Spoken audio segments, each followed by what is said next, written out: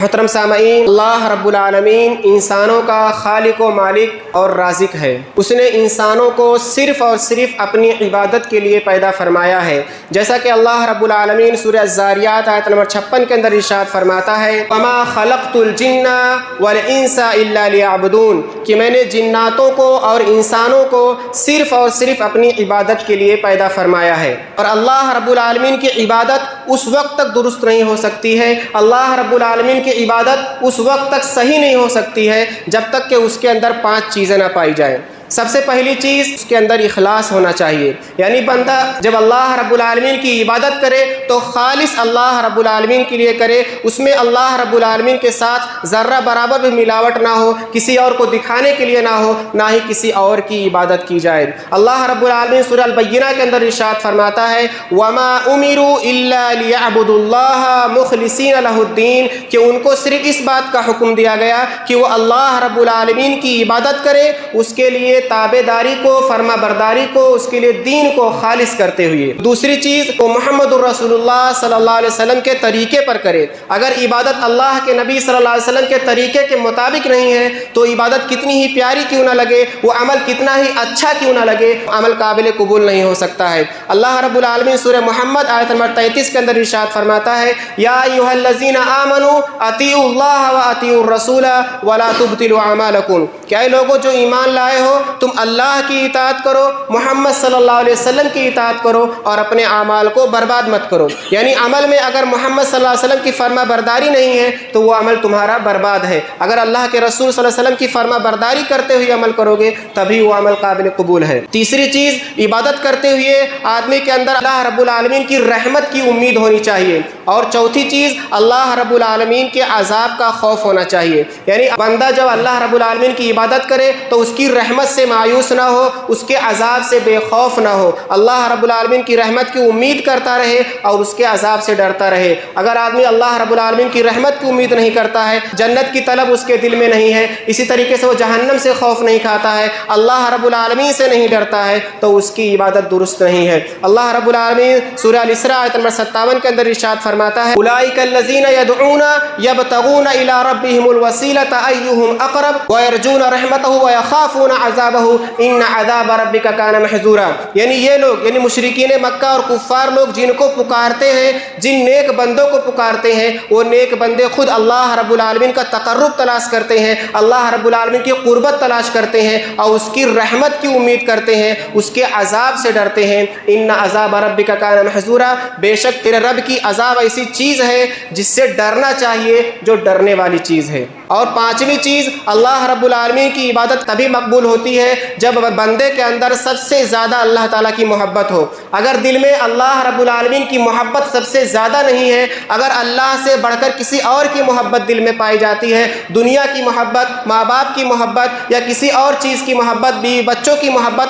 اللہ کی محبت پر غالب ہے، تو گویا کہ بندہ اللہ رب العالمین کی عبادت میں خالص نہیں ہے، وہ اللہ تعالیٰ کی سچی عبادت نہیں کر رہا ہے۔ اللہ رب العالمین سورہ البقرہ آیت نمبر 165 کے اندر ارشاد فرماتا ہے وَمِنَ النَّاسِ مَن يَتَّخِذُ مِن دُونِ اللَّهِ أَندَادًا يُحِبُّونَهُمْ كَحُبِّ اللَّهِ وَالَّذِينَ آمَنُوا أَشَدُّ حُبًّا لِلَّهِ، کہ لوگوں میں کچھ لوگ ایسے ہیں جو اللہ رب العالمین کے علاوہ دوسروں کو شریک بناتے ہیں، دوسروں کو معبود بنا لیتے ہیں اور ان سے ایسی ہی محبت کرتے ہیں جیسی محبت اللہ رب العالمین سے کرنی چاہیے۔ لیکن مومن لوگ کون ہیں؟ مومن لوگ اللہ رب العالمین سے سب سے زیادہ محبت کرتے ہیں، یعنی مومن اللہ سے محبت کرتے ہیں تو جو اللہ تبارک و تعالیٰ سے سب سے زیادہ محبت کرتا ہے وہی ایمان والا ہے۔ محترم سامعین، اللہ رب العالمین کی عبادت خود اس بات کا تقاضا کرتی ہے کہ نہ صرف اللہ رب العالمین کی عاجزی و انکساری اختیار کی جائے، اللہ رب العالمین کے عذاب سے خوف کھایا جائے، بلکہ اللہ رب العالمین سے سب سے زیادہ محبت کی جائے۔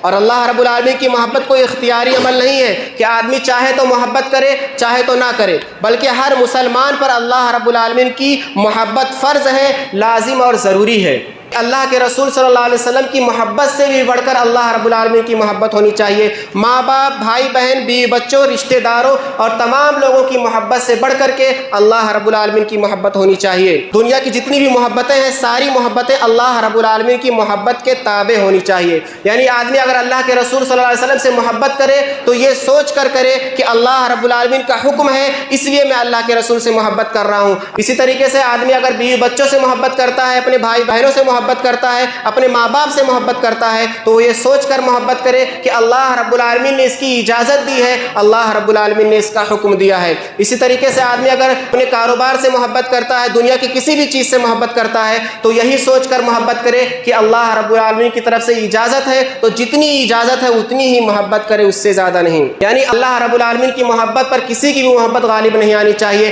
نہ اللہ کے رسول صلی اللہ علیہ وسلم کی محبت اللہ سے بڑھ کر ہونی چاہیے، نہ ہی ماں باپ بھائی بہنوں کی محبت اللہ رب العالمین کی محبت پر غالب ہونی چاہیے، اور نہ ہی کاروبار، تجارت اور دنیا کی کسی بھی چیز کی محبت اللہ رب العالمین کی محبت میں رکاوٹ بننا چاہیے۔ محترم سامعین، اللہ رب العالمین نے بندوں پر بے شمار احسانات کیے ہیں، ان گنت نعمتوں سے نوازا ہے۔ یہ بات خود اس چیز کا تقاضا کرتی ہے کہ آدمی اللہ رب العالمین سے سب سے زیادہ محبت کرے۔ ذرا غور فرمائیے کہ اللہ رب العالمین وہ ذات جس نے ہم کو پیدا فرمایا، جس نے ہم کو آنکھ، ناک، کان اور دل جیسی عظیم نعمتوں سے نوازا، وہ ذات جس نے ہمارے درمیان محمد رسول اللہ صلی اللہ علیہ وسلم کو مبعوث فرمایا، وہ ذات جس نے ہم کو اسلام کی نعمت سے نوازا، وہ ذات جس نے ہم کو ہدایت کی نعمت سے نوازا، وہ ذات جس نے ہم کو اشرف المخلوقات بنایا، وہ ذات جس نے ہم کو خیر امت بنایا، وہ ذات جس نے ہماری تمام برائیوں کو جانتی ہے، جو ہماری تمام غلطیوں کو جانتی ہے، اس کے باوجود بھی ہم کو رزق سے نوازتی ہے، وہ ذات جو ہمارے چھوٹے بڑے گناہ،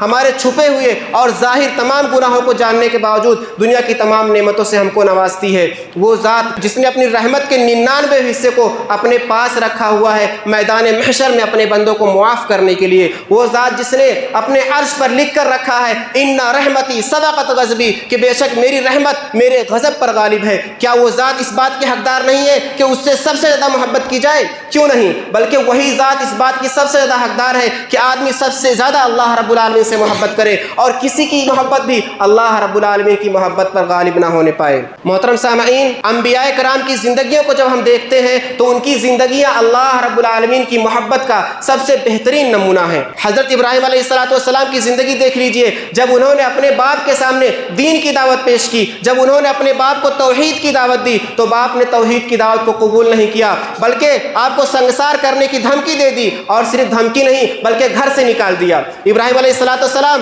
اللہ تعالیٰ کی محبت سے سرشار تھے، وہ گھبرائے نہیں اور اللہ تعالیٰ کی محبت میں گھر سے نکل گئے۔ انہوں نے یہ نہیں سوچا ماں باپ سے بچھڑنا پڑ جائے گا، اپنے گھر بار سے الگ ہونا پڑے گا، جائیداد سے بے دخل ہو جانا پڑے گا اور تمام رشتہ داروں سے دور ہو جانا پڑے گا۔ اللہ تعالیٰ کی محبت کے لیے انہوں نے اپنے گھر بار کو چھوڑ دیا۔ آج ہم کو دیکھ لیجئے، آج بہت سارے کافر لوگ، مشرک لوگ، ان کو پتہ ہے کہ دین اسلام برحق ہے، لیکن دین اسلام کو کیوں نہیں اپنا پاتے ہیں؟ ان کو اسی بات کا خوف ہے کہ اگر دین اسلام کو اپنا لیں گے تو ہم کو اپنے ماں باپ سے دور ہو جانا پڑے گا اور اپنے ماں باپ کی دولت سے بے دخل ہو جانا پڑے گا، یعنی ہم جائیداد سے محروم ہو جائیں گے۔ اسی خوف سے وہ دین اسلام کو اپنا نہیں پاتے ہیں۔ اسی طریقے سے بہت سارے مسلک والے جو غلط ہیں، جو دیوبندی، بریلی یا کسی بھی مسلک کے لوگ ہیں، ان کو پتہ ہے کہ اہل حدیث برحق ہے، لیکن اپنا کیوں نہیں پاتے ہیں؟ اسی لیے کیونکہ ان کو ڈر ہے کہ کہیں ماں باپ سے دور نہ ہو جائے، ماں باپ کی دولت سے بے دخل نہ ہو جائے، رشتہ داروں سے دور نہ ہو جائے، یعنی گویا کہ اللہ تعالیٰ کی محبت ان کے دل میں بس نہیں پاتی ہے، اللہ تعالیٰ کی محبت سے وہ محروم ہے، اسی لیے وہ حق کو اپنا نہیں پاتے ہیں۔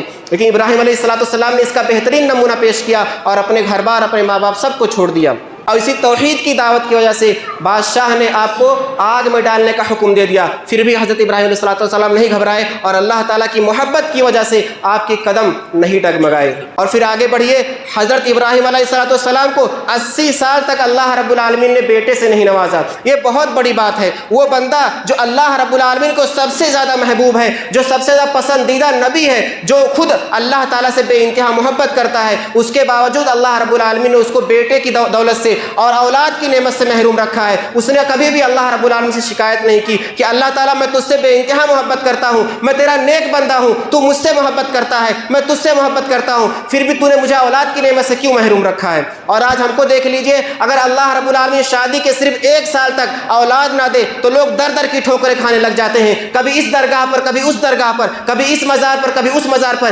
ایک بیٹے کو پانے کے لیے شرک پر شرک کرے چلے جاتے ہیں، اور اللہ تعالیٰ کی محبت کو، اللہ تعالیٰ کی آزمائش کو سمجھ ہی نہیں پاتے ہیں۔ وہ ابراہیم علیہ السلام تھے جو نیک ہونے کے باوجود اور جو اللہ تعالیٰ کے سب سے زیادہ پسندیدہ بندے ہونے کے باوجود اللہ تعالیٰ سے ذرہ برابر انہوں نے شکایت نہیں کی کہ اللہ تعالیٰ 80 سال کا ہو گیا ہوں اور ابھی تک تو نے مجھے اولاد نہیں دی۔ اور پھر آگے بڑھیے، 80 سال کے بعد جب اللہ رب العالمین نے بیٹے سے نوازا، اس بیٹے کو اب کھلانے کا وقت آیا، اس کو چومنے کا وقت آیا، سینے سے لگانے کا وقت آیا، اللہ رب العالمین نے وہ موقع بھی نہیں دیا اور کہا ابراہیم اپنے بیٹے کو، اپنے بیوی کو لے جا کر کے ایسی جگہ پر چھوڑاؤ جہاں نہ کھانا ہے، نہ پانی ہے، نہ دانا ہے، بے آب و گیا جنگل میں لے جا کر کے چھوڑاؤ۔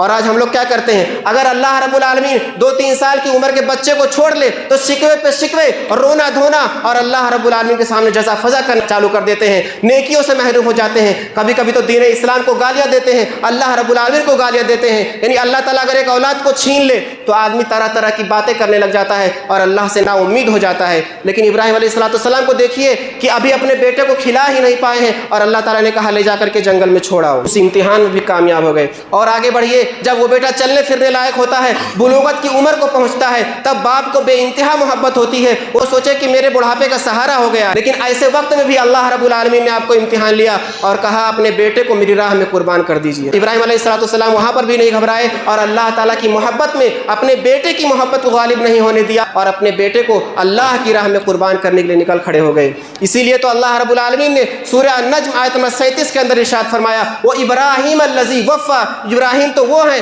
جنہوں نے وفاداری کا حق ادا کر دیا۔ ابراہیم سب سے بڑے وفادار ہیں، جس کی وفاداری کی گواہی اللہ رب العالمین نے دی، اس کی محبت کا اندازہ لگائیے کہ وہ اللہ رب العالمین سے کس قدر محبت کرتا ہوگا۔ حضرت موسیٰ علیہ السلام کی زندگی دیکھ لیجئے، جب اللہ رب العالمین ان کو شریعت دینے کے لیے کوہ طور پر بلایا تو وہ اپنی قوم کے 70 لوگوں کو لے کر کے روانہ ہوئے۔ راستے پر اللہ تعالیٰ کی محبت کا غلبہ ان کے دل پر اس قدر ہوا کہ اپنی قوم کو پیچھے چھوڑ کر کے جلدی جلدی جا کر کوہ طور پر پہنچ گئے۔ اللہ رب العالمین نے سورہ طٰہٰ آیت نمبر 83 اور 84 کے اندر ارشاد فرمایا وَمَا عَجَلَكَ عَنْ قَوْمِكَ يَا مُوسَىٰ، کہ اے موسیٰ تجھے تیری قوم سے جلدی آنے پر کس چیز نے مجبور کر دیا؟ یعنی تو اپنی قوم کو چھوڑ کر کے میرے پاس اتنا جلدی کیوں آ گیا؟ موسیٰ علیہ السلام نے کیا جواب دیا؟ قَالَ هُمْ أُولَٰئِ عَلَىٰ أَثَرِي وَعَجِلْتُ إِلَيْكَ رَبِّ لِتَرْضَىٰ، اے میرے رب وہ میرے پیچھے آ رہے ہیں اور میں تیری طرف جلدی اس لیے آیا تاکہ تو راضی ہو جائے۔ تیرا حکم ہوا ہے کوہ طور پر آنے کا اور میں ایک لمحہ بھی برداشت نہیں کر سکتا کہ تجھ سے دور رہ سکوں، اس لیے میں اتنا جلدی آ گیا تاکہ تو راضی ہو جائے،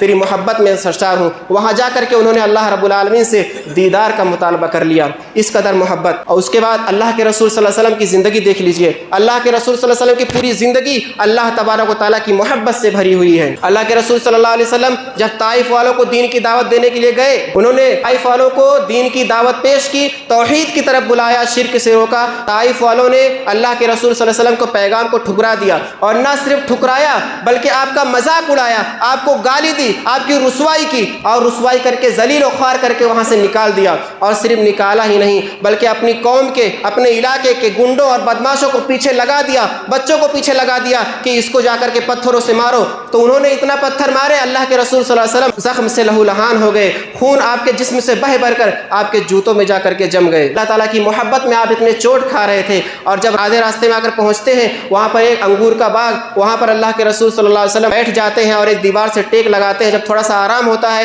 تو فرماتے ہیں کہ اے اللہ رب العالمین اگر مجھ پر تیرا غضب نہیں ہے تو مجھے اس تکلیف کی ذرہ برابر بھی کوئی پرواہ نہیں ہے، میں صرف تیری رضامندی چاہتا ہوں، میں پناہ چاہتا ہوں تیرے رخ انور کی، اس بات سے پناہ چاہتا ہوں کہ تیرا مجھ پر غضب ہو یا تو مجھ سے ناراض ہو، یعنی تو مجھ سے ناراض نہ رہے، تو راضی رہے، تیرا غضب مجھ پر نہ رہے تو دنیا کی ساری تکلیفیں مجھے برداشت ہیں، دنیا کے سارے لوگ ناراض ہو جائیں، دنیا کے سارے لوگ خفا ہو جائیں، چاہے مجھے مارے، گالی دے، پریشان کرے، رسوا کرے، ذلیل و خوار کرے، مجھے کوئی پرواہ نہیں، میں صرف تیری رضامندی چاہتا ہوں اور تیری رضا کے لیے میں کچھ بھی کر سکتا ہوں۔ یہ اللہ کے رسول صلی اللہ علیہ وسلم کے کلمات پر غور کیجئے، یہ اللہ تعالیٰ کی محبت سے بالکل سرشار کلمات ہیں۔ اور اللہ کے رسول صلی اللہ علیہ وسلم، بخاری شریف کی روایت ہے، اللہ تعالیٰ سے اس قدر محبت کرتے تھے کہ آپ فرماتے تھے کہ میں چاہتا ہوں کہ میں اللہ تعالیٰ کی راہ میں قربان کیا جاؤں، شہید کیا جاؤں، پھر زندہ کیا جاؤں، پھر شہید کیا جاؤں، پھر زندہ کیا جاؤں پھر شہید کیا جاؤں، یعنی اللہ تعالیٰ کی راہ میں جان دینا مجھے اس قدر پسند ہے کہ اللہ تعالیٰ مجھے بار بار زندگی دے اور میں بار بار اللہ کی راہ میں قربان ہو جاؤں، اس قدر محبت۔ اور یہی محبت تھی اللہ کے رسول صلی اللہ علیہ وسلم کی کہ آپ اللہ تعالیٰ سے دعا مانگا کرتے تھے اور امت کو بھی یہ دعا سکھلائی۔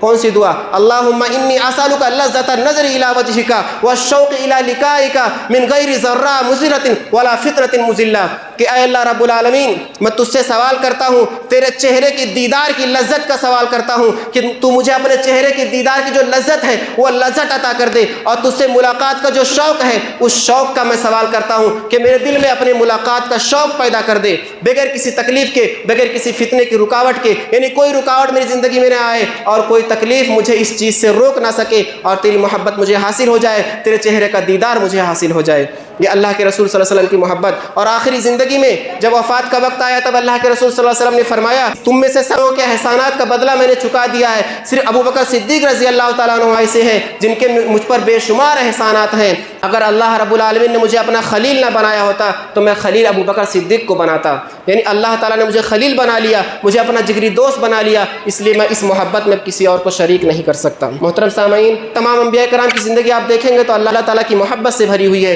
اسی طریقے سے صحابہ کرام کی زندگی دیکھ لیجئے جن کی تربیت خود اللہ کے رسول صلی اللہ علیہ وسلم نے کی تھی، ان سارے صحابہ کرام کی زندگیاں اللہ تبارک و تعالیٰ کی محبت سے بھری ہوئی ہے۔ حضرت عمر بن خطاب رضی اللہ تعالیٰ عنہ کا زمانہ خلافت ہے، انہوں نے رومیوں سے جنگ کرنے کے لیے لشکر بھیجا، اس لشکر میں حضرت عبداللہ ابن حذافہ رضی اللہ تعالیٰ عنہ بھی شامل تھے۔ رومیوں سے جنگ کرتے ہوئے حضرت عبداللہ ابن حذافہ رضی اللہ تعالیٰ عنہ اپنے چند ساتھیوں کے ساتھ گرفتار ہو گئے، ان کو قیصر کے سامنے پیش کیا گیا تو قیصر نے ان کو عیسائیت کی دعوت دی۔ عبداللہ ابن حذافہ رضی اللہ تعالیٰ عنہ کے ساتھ ان کے سارے ساتھیوں کو عیسائیت کی دعوت دی کہ تم لوگ عیسائیت قبول کر لو، تو انہوں نے کیا کہا کہ میں جس دین پر ہوں اس دین کو چھوڑنے سے 1000 مرتبہ مرنا گوارا کرتا ہوں، یعنی مجھے 1000 مرتبہ مار دیا جائے مجھے یہ گوارا ہے، لیکن میں اپنے دین کو چھوڑ نہیں سکتا۔ نے کیا کیا؟ قیصر نے آپ کو حکومت کی لالچ دی کہ تم عیسائیت کو قبول کر لو تو میں تم کو کوئی عہدہ دے دوں گا، بادشاہت دے دوں گا، کہیں کا مالک بنا دوں گا، تو انہوں نے پھر یہی جواب دیا۔ اس کے بعد وہ غضبناک ہو گیا، اس نے کہا کہ اگر تم عیسائیت قبول نہیں کرو گے تو میں تمہیں قتل کرا دوں گا۔ تو عبداللہ ابن حذافہ رضی اللہ تعالیٰ عنہ نے کہا کہ تم کو جو کرنا ہے کر لو، میں اپنا دین نہیں چھوڑ سکتا۔ اس نے اپنے نوکروں سے، اپنے جلادوں سے ایک بہت بڑا دیگ منگوایا اور اس دیگ میں تیل بھر دیا اور نیچے آگ لگا کر کے اس کو کھولایا گیا۔ اس کے بعد عبداللہ ابن حذافہ رضی اللہ تعالیٰ عنہ کے ساتھیوں میں سے 2 لوگوں کو اس تیل کے اندر ڈال دیا گیا اور اس تیل میں وہ جل کر کے ان کی موت ہو گئی۔ اس کے بعد پھر ڈرانے کے بعد پھر سے اس نے عبداللہ ابن حذافہ رضی اللہ تعالیٰ عنہ کو کہا کہ اگر تم کو ابھی بھی خوف ہے تو عیسائیت کو قبول کر لو اور اپنے دین کو چھوڑ دو۔ انہوں نے کہا کہ میں گوارا نہیں کر سکتا، تو اس نے کیا کیا؟ اپنے جلادوں کو حکم دیا کہ عبداللہ ابن حذافہ رضی اللہ تعالیٰ عنہ کو بھی اس کے اندر ڈال دیا جائے۔ جب وہ لوگ اس کو پکڑ کر کے ڈالنے کے لیے لے کر گئے تو عبداللہ ابن حذافہ رضی اللہ تعالیٰ عنہ کے آنکھوں سے آنسو جاری ہو گئے، تو وہ لوگ خوش ہو گئے، انہوں نے سوچا کہ یہ موت سے ڈر گیا، اب یہ پھر جائے گا۔ عبداللہ ابن حذافہ رضی اللہ تعالیٰ عنہ کو واپس بلایا گیا، قیصر نے کہا تم عیسائیت قبول کر لو۔ عبداللہ ابن حذافہ رضی اللہ تعالیٰ عنہ نے کیا کہا؟ تم نے میرے آنسوؤں کو دیکھ کر کے غلط اندازہ لگایا ہے، میں اس لیے نہیں رو رہا کہ مجھے اپنی موت کا خوف ہے، میں اس لیے رو رہا ہوں کہ میرے پاس ایک جان ہے۔ آج اللہ رب العالمین کی راہ میں اگر میرے پاس 1000 جان ہوتی تو اللہ تعالیٰ کے لیے میں 1000 جانوں کو قربان کر دیتا اور خوشی خوشی قربان کر دیتا۔ اسی بات کا افسوس ہے کہ میرے پاس ایک ہی جان ہے اور میں اللہ تعالیٰ کی راہ میں ایک ہی مرتبہ مر سکتا ہوں، کاش کہ میرے پاس 1000 جان ہوتی اور میں 1000 مرتبہ مر جاتا۔ اس نے اس جواب کو سنا تو وہ حیران ہو گیا، وہ دنگ رہ گیا، آپ کی استقامت کو دیکھ کر کے، آپ کی ایمان کی پختگی کو دیکھ کر کے دنگ ہو گیا، اور اس نے سارے ساتھیوں کو آزاد کر دیا اور رہا کر دیا کہ جاؤ تم لوگ چلے جاؤ وہاں سے۔ محترم سامعین، کہ اللہ رب العالمین کے محبت کا بہترین نمونہ، لیکن آج ہم اپنی زندگیوں کا اندازہ لگائیں۔ آج ہر آدمی اپنے دل پر، اپنے گریبان میں جھانک کر دیکھے، ہر مسلمان یہ غور کرے کہ کیا ہم اللہ رب العالمین سے محبت کرتے ہیں؟ کیا ہمیں سب سے زیادہ اللہ رب العالمین سے محبت ہے؟ ایسا ہرگز بھی نہیں ہے۔ ہم اللہ رب العالمین سے سب سے زیادہ محبت کرنا تو دور کی بات ہے، ہم اللہ رب العالمین سے تھوڑی بھی محبت نہیں کرتے ہیں۔ کیوں؟ اگر ہم اللہ تعالیٰ سے محبت کرتے تو کیا ہم اللہ تعالیٰ کے در کو چھوڑ کر کے غیروں کے دروں پر جا کر کے سجدہ کرتے،